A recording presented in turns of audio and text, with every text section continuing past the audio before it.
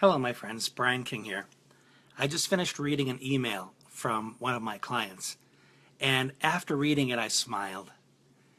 And the gist of the email was she was emphatically disagreeing with something that I had written. And the reason I smiled is because the journey her and I have had together is very unique in terms of everybody I've worked with. You know, her willingness to just dive in and go to the deepest parts of the journey. And so much of our conversation has been about her discovering why she does what she does, why she thinks what she thinks, and seeing how her thinking is evolving. She's really thinking more deeply into why this? Why do I believe this? Why is this what I'm doing? And it reminded me of that simple question that I ask my clients repeatedly that is really an invitation for them to examine their path. And that question is, why that? And I started asking my kids this years and years ago. When they'd get mad and call me names or threaten me or threaten each other for that matter, I would say, why that? Why is that what you're going with? You know, you could put a lot into this moment. You could put love in here. You could put anxiety. You could put hatred. Why that? Why is that what you decided to go with? And so whenever anybody comes to me with a belief that's similar to one that I hold, or it's a belief I've never heard before, one of my questions is, can you help me understand why that? Why is this the belief you've chosen? And it's not an invitation to an argument, which is what us in the West tend to want to do. We want to be right. We want to be the smartest. When the reality is, and this is really, really important, I want you to hear this, is our greatest gift, one of our greatest gifts rather, to each other, is to invite each other to examine where we are in our lives. I think it was Socrates that said the unexamined life is not worth living. And do what you want with that statement, but he spent a lot of time challenging people to really examine their beliefs or their habits, the way they did things, to make sure that they knew what they stood for, that they weren't just mindlessly going along with what everybody else was thinking or what they were taught they should do or who they should be. He encouraged them to look more deeply as to why that. So when I read her email and it was a complete, reverse of what I was saying, I just smiled and said, look at where she's at. Look at how far she's come. Look at how beautifully she's walking her journey and is examining it. And I'm doing my job for her.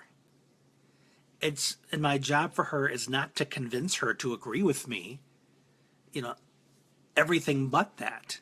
My job to her is to keep her in that constant state of reflection as much as possible.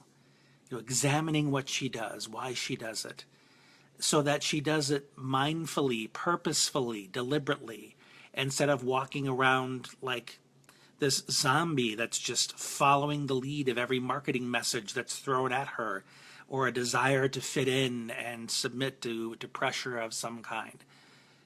But no, she's not doing all that stuff. She's examining her journey. And that's a beautiful thing to watch and be a part of in somebody else's life. Probably one of the most effective tools I've ever used with my kids, and my clients for that matter, is not to say, well, you realize what you did was wrong, or you realize that your thinking is absolute baloney. Instead, I just have to ask, why that? Why is that what you're thinking? You could assign a lot of meaning to this situation, but why that? Just encouraging them to examine, justify, defend why it is they think what they think.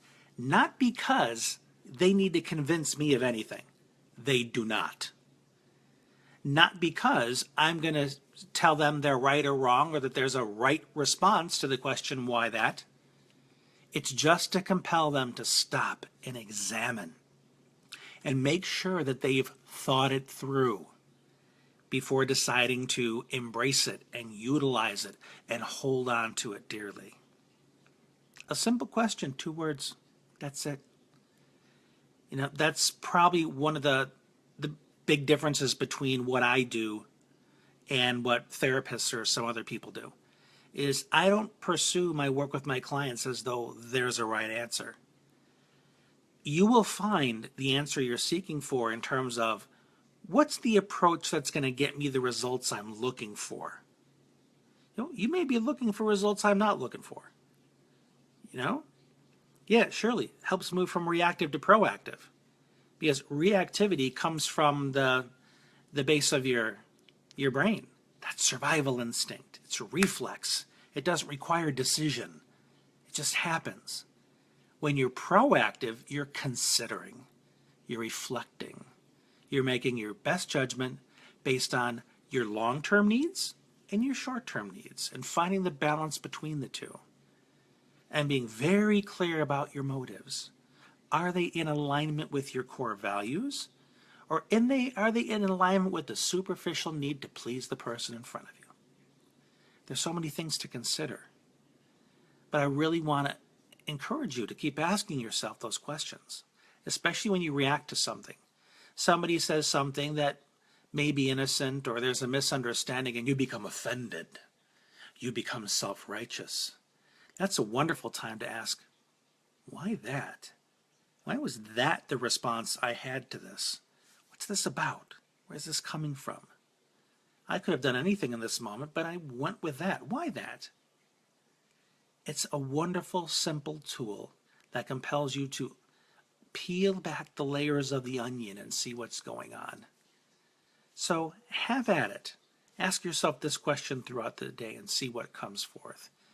If there's some stuff that comes forth that you don't want to have there, and you really don't know where to begin to replacing it, it's one of the many things I do. So feel free to reach out to me. I'm happy to help you with that.